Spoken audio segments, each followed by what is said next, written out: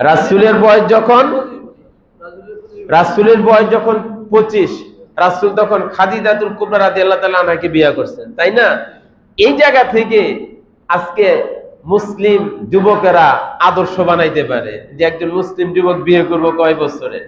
আদর্শ বানানো যায় কি যায় না? যায় কি যায় না?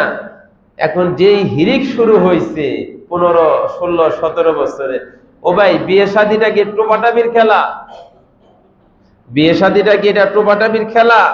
যে অবুঝ সন্তানেরা বসলো, নদীর পাড় থেকে কস্তুরি সুরকি নিল, হ্যাঁ, জোলাবাতি খেললো, বাত পাক করলো, এরপরে কুলি কুলি করে ফালাই দেওয়া চলে গেল। বলেন বিয়ে শাদীটা কি এটা কি একটা বাচ্চাদের অবুঝ সন্তানদের খেলাধুলার মতো? তো মুসলিম সমাজে যে 15, 17 বছরের বিয়ার হিরিক শুরু হইয়া গেল, এটা কে থামাইবো? এটা কে থামাইবো বলেন? আজকের জাতীয় অধপতন, জাতীয় অধপতন।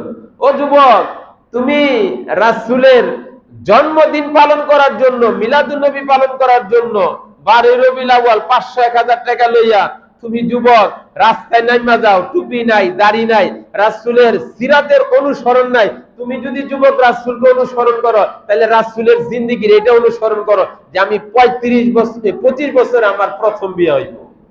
কয়টা?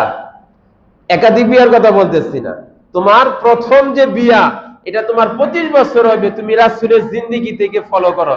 তোমার নবী আমার নবী তো 15 বছরে বিয়া করেন নাই, তোমার নবী আমার নবী তো 16 বছরে বিয়া করেন নাই, তোমার নবী আমার নবী তো 17 বছরে বিয়া করেন নাই, তোমার নবী আমার নবী তো 20 বছরে বিয়া করেন নাই, তোমার নবী আমার নবী প্রথম বিয়া করছেন 25 বছরে। যুবক, আমার নবীকে যদি তুমি আইকন মানো, আমার নবীকে যদি তুমি মডেল মানো, আমার নবীকে যদি তুমি আদর্শ মানো, তাহলে তোমার আদর্শ এইটা।